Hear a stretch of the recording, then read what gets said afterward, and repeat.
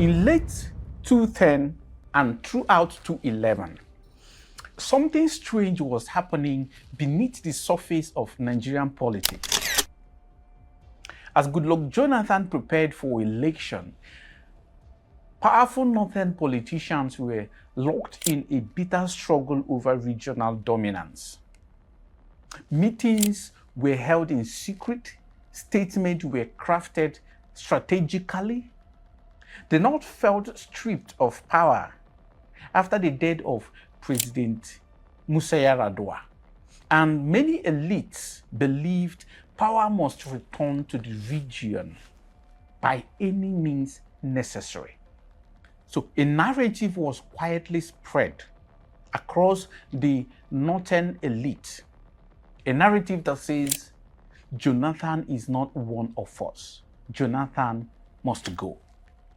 His Excellency Goodluck Ebele Jonathan, who was a quiet governor of Bayelsa State before he was nominated to run as VP and somehow later became the president without an election after the death of Yar'Adua, was considered an outsider by the political lords, especially in the north. And as this political gang-up intensified, insecurity in the north, once contained, suddenly exploded.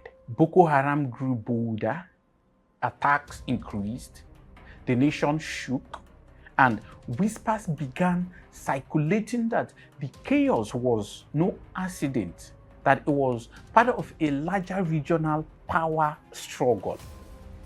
Now, whether this is true or not, it created a national suspicion that has never fully disappeared. The question that has remained in the lips of most people is, was insecurity engineered to remove Jonathan? Now let's go back before the time of Jonathan.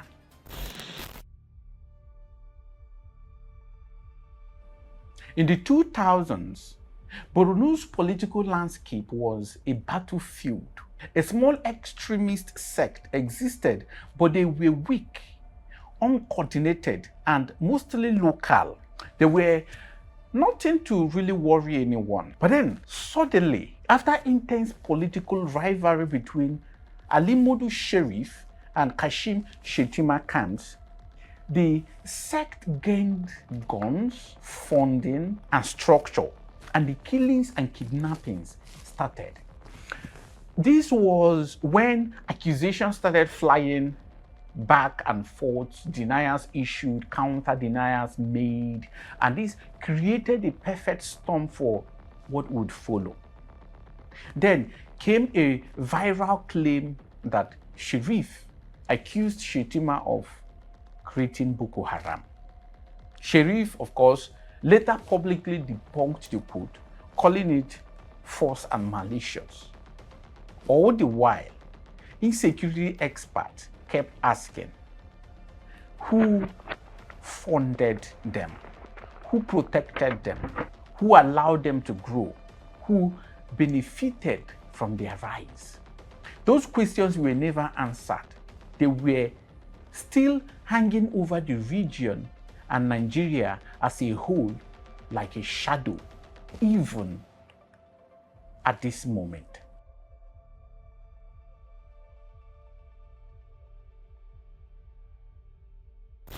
Now, let us talk about the Jonathan years when the war became politics. By 2012 to 2014, Boko Haram had become a national catastrophe. Jonathan declared full military action. Troops moved into the northeast. Airstrikes hit insurgent camps. Boko Haram bases were overrun. This should have united the nation. Instead, it ignited a political firestorm. In 2013, the then Muhammadu Buhari was reported by this day as saying the military offensive against Boko Haram was anti-North. Attacking Jonathan's state of emergency in Yobe, Adamawa, and Borno State. Shortly after, Boko Haram named Buhari as a preferred negotiator. Jonathan would later confirm that Boko Haram elected Buhari as their spokesperson, even though it was reported that Buhari rejected the offer. Two events happening back to back planted one of the deepest suspicions in modern Nigerian history. Was the North protecting its own? Was the military offensive seen as a political threat? Or was this simply a tragic misunderstanding magnified by political tension? Now, whatever the truth, the timing was too strange to ignore. Buhari would later become president. It's my pleasure to present to you the president-elect of the Federal Republic of Nigeria. Massively voted for by the North. It was a new era and people expected immediate change. The belief across the South was that Boko Haram would stop their killings now that the man who was referred to by some people as their grand patron is now in power. This was also a man who threatened Goodluck Jonathan that monkeys and baboons will be soaked in blood if he loses the election. When Nigerians were still trying to figure out what would happen, Buhari made an unexpected appointment that shocked the nation. Now, here is where everything becomes interesting.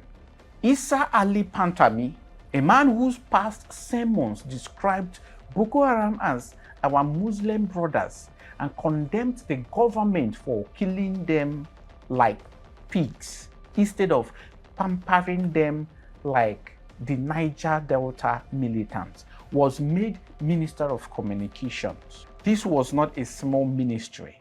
It was, and still is, the digital backbone of the country. Perhaps you don't understand the influence and strategic importance of that ministry. This is where the true depth must be understood. The Ministry of Communications controls the digital nervous system of Nigeria. It determines what security agencies can see and what they cannot. Now, let me attempt to describe it for you. First, SIM registration and NIN SIM linkage. The ministry controls National Identity Number Database, SIM registration for all telecoms, the linkage that allows tracking of phone numbers to real identities.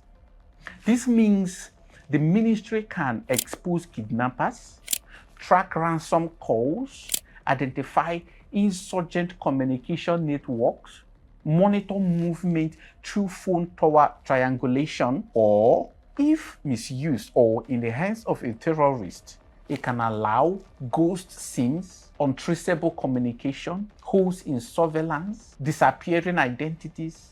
Number two, telecom surveillance and interception.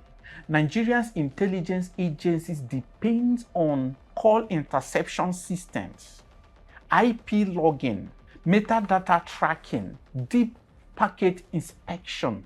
All of this is under the ministry's regulatory supervision. They control the gateways, they set the rules telecoms must obey.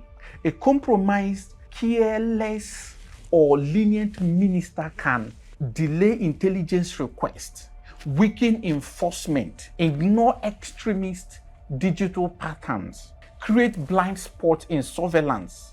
A strong minister can do the opposite. Number three, cybersecurity and digital intelligence.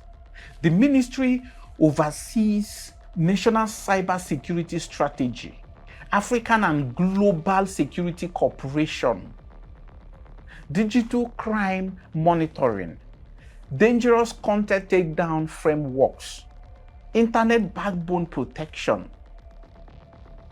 Terrorists now communicate digitally, of course, we all are aware of that. They recruit digitally, raise funds digitally, coordinate attacks digitally. Now, without the ministry's cooperation, security agencies are blind. Number 4, galaxy backbone and federal data infrastructure. The ministry influences VPNs used by security agencies, federal digital networks, cloud platforms storing government secrets.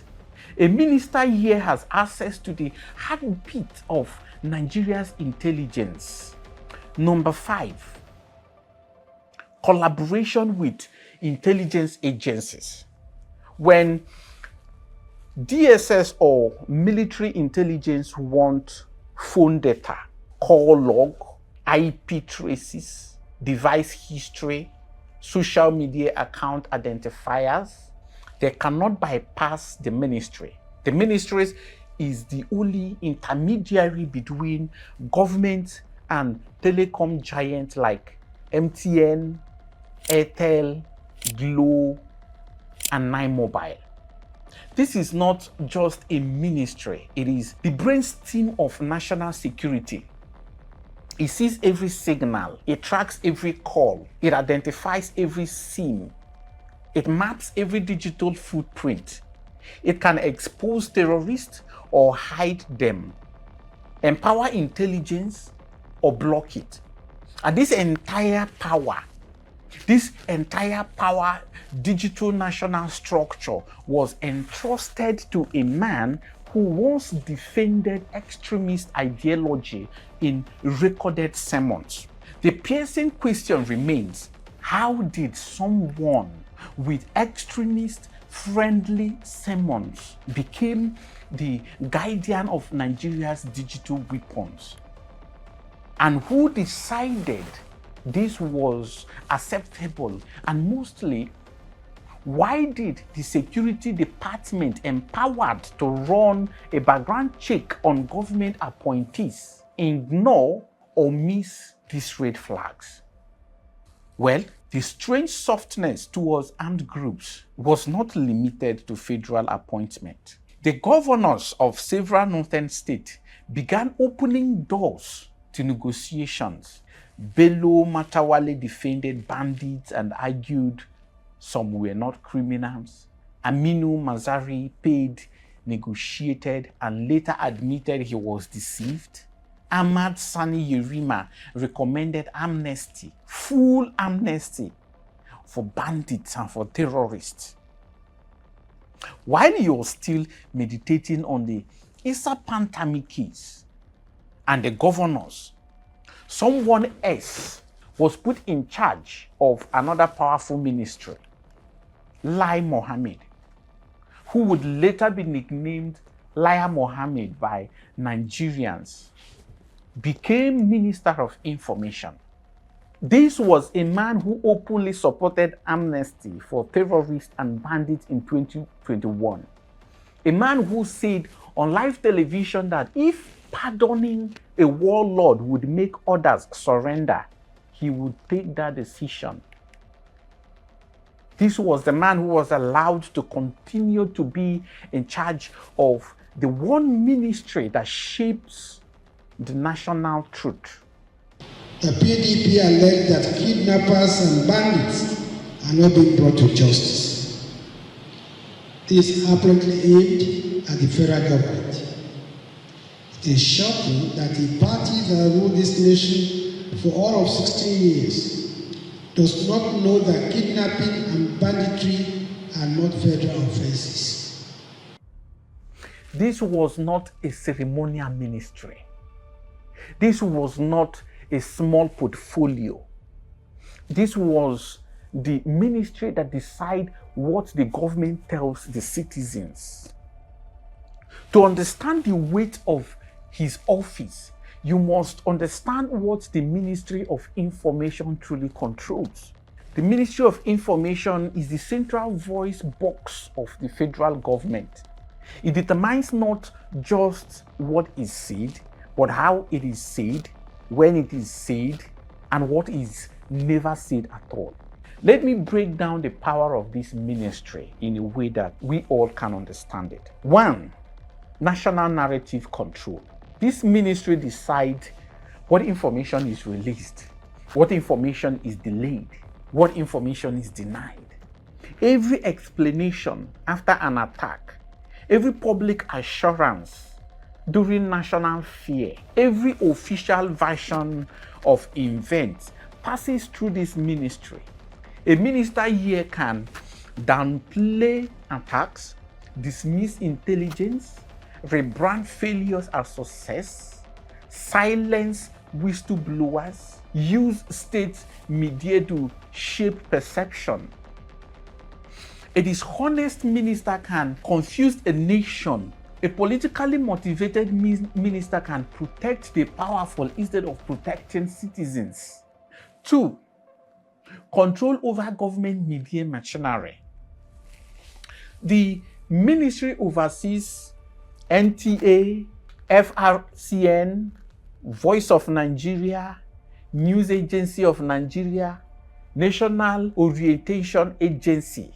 These platforms reach millions of Nigerians every day. They shape national emotion. They influence international perception. If the ministry says the situation is under control, these agencies repeat it. If the ministry says criticism is fake news, these agencies amplify it. If the ministry hides the scale of attacks, the nation remains in the dark. Number 3, crisis communication and security sensitivity. During war, insurgency or national panic, the Ministry of Information becomes the gatekeeper of national truth. A strong minister can expose failures, pressure security agencies, warn citizens early, hold government officials accountable. But a compromised minister can do the opposite. He can bury intelligence, he can mislead citizens, he can manipulate numbers, he can present government failures as progress. Now, let us examine what happened under Lai Mohammed.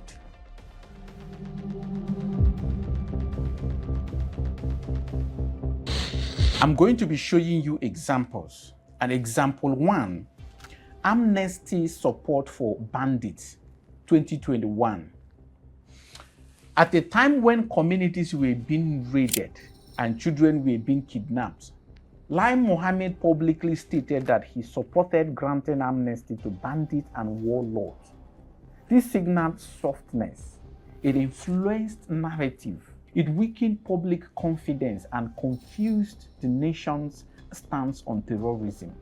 Example 2, downplaying the scale of attacks. Throughout his tenure, official statements repeatedly minimized killings, kidnappings, and attacks.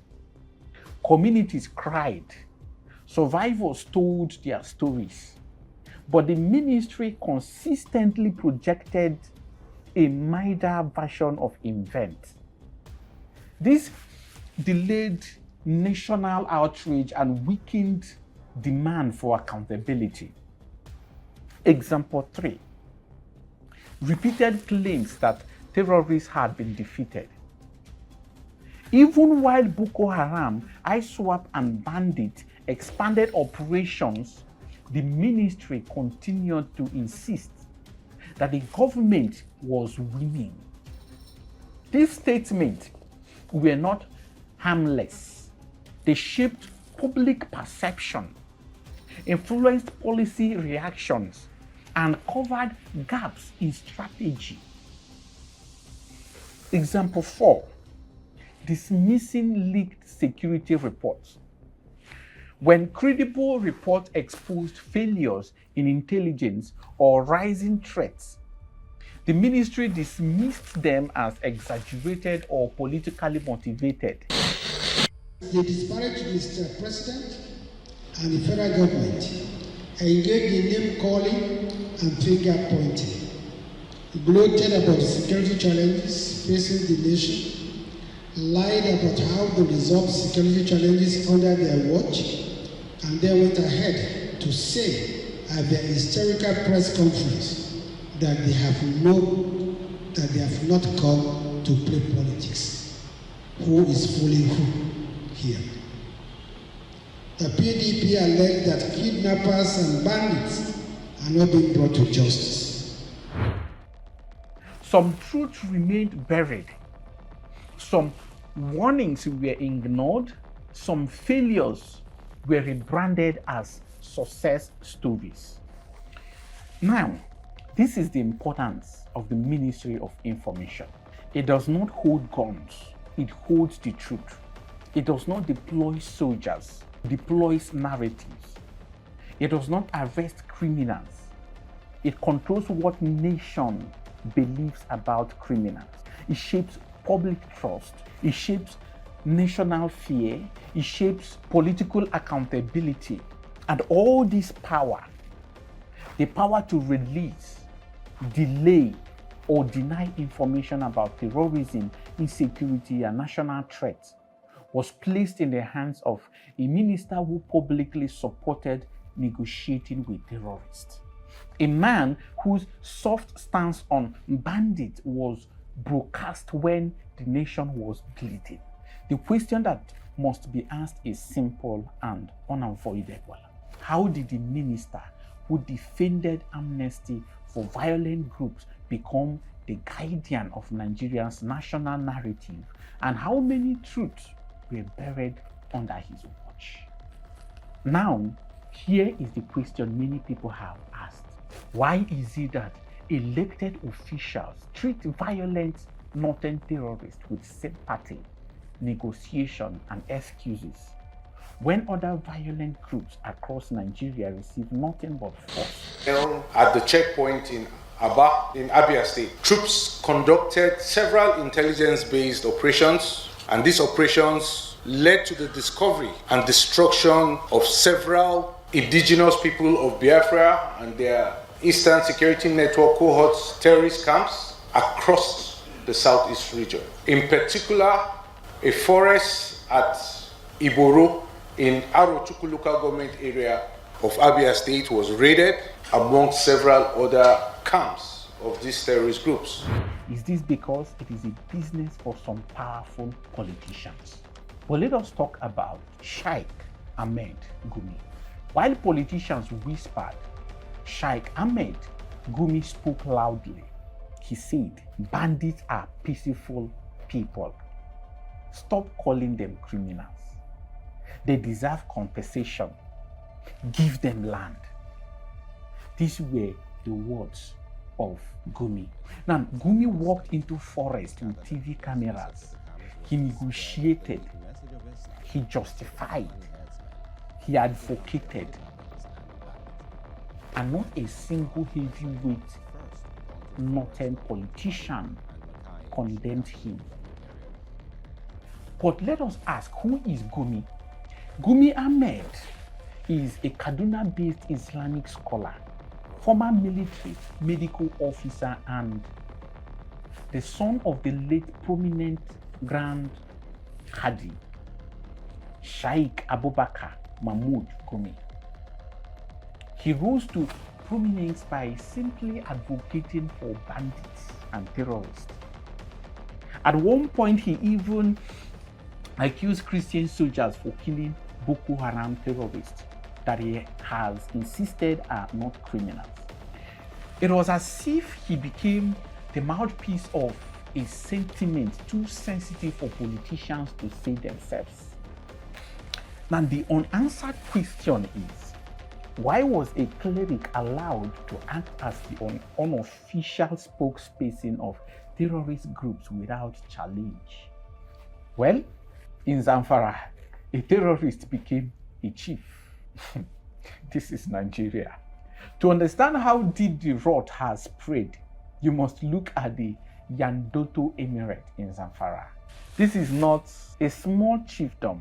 It is a powerful traditional institution that controls several communities across the Safe local government. Its influence shapes local security, conflict, mediation, and the daily lives of thousands of people. But in 2022, this emirate made a decision that shook the country. The emir of Yandoto crowned a notorious bandit leader Adamu Aleru as the fucking Fulani of Yandoto Daji. Sorry if I got all that pronunciation wrong. At the exact moment his coronation was happening, Aleru was a wanted man. Police had declared him wanted for years, even placing a bounty on his head. Communities accused him of killings, kidnappings, and mass terror. But in the forests of Zamfara, he held power, and the emirate chose to legitimize that power. A palace official even described him as a peacemaker. Now, on the day he was crowned, bandits arrived on motorcycles to celebrate in numbers. This was not an accident. It was not a mistake. It was a deliberate act by a traditional institution that understood the weight of its own authority. By placing a crown on the head of a wanted criminal, the emirate did more than honor a man. He sent a message. A message that bandits could commit atrocities and still receive recognition. A message that traditional legitimacy could be traded for peace deals with violent groups. A message that some thrones in the northern Nigeria were willing to bend to the gun. Well, the fallout was immediate. There was an outrage, and then the government suspended the emir. But the damage had already been done. The Yandoto incident showed the world how insecurity has grown so powerful that even a respected institution sometimes bow to criminals. It revealed the hidden network of influence that protects, reward, or negotiate with men who should be in handcuffs. And it proved that in the heart of Nigeria's insecurity crisis, the line between authority and crime is sometimes painfully thin. But enough of that. Let us talk about the big one. Let us talk about Kabiru Sokoto. In 2012, January, something that we may never stop talking about happened. Kabiru Sokoto, mastermind of the Mandala Christmas bombing, was arrested inside the Borno Governor's Lodge in Asokoro, the official Abuja residence of Governor Kashim Shettima, the former governor who is now vice president. A security memo later revealed he infiltrated the lodge while planning to kidnap Shettima's children. That was the official news that we heard. But no official was indicted. No detailed report was publicly released. The nation simply moved on. Remember, around this time, political rivalry in Borno had produced a viral claim that Ali Mudu Sharif accused Shettima of creating Boko Haram, even though Sharif later publicly denounced the report as fake. But the suspicion remained and still remains till this day. When a terrorist can reach the official residence of a sitting governor, the question is not just about security failure, but about the environment that allowed such boldness. Now remember, this same person said in 2011 that the Boko Haram people are human beings who deserve fair hearing. And he went on to call them our brothers and called for dialogue instead of a hard crackdown. Now, ahead of 2023 general election, the now vice president said, "I will handle security, while Tinubu will handle economy." The question now is, how has he handled security? And is his failures in this regard intentional, since he once said that Boko Haram are their brothers who deserve fair hearing? Is this why we have heard some military men complaining that they are not allowed to kill the terrorists? Who usually give that order? That is the question. Step back and the connections becomes obvious. A northern politician calls a military operation against terrorists anti-North.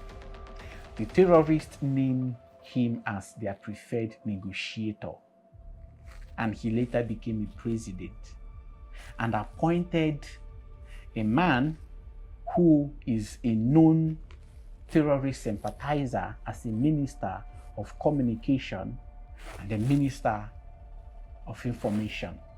A cleric publicly defends bandits. Governors negotiate with killers. A minister with extremist-friendly sermons controls the nation's digital intelligence.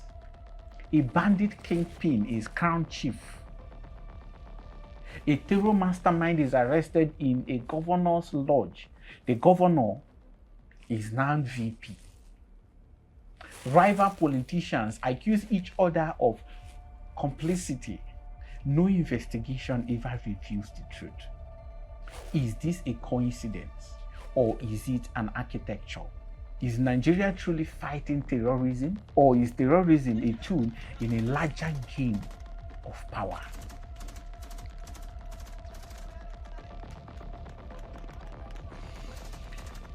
The nation bleeds. The people suffer.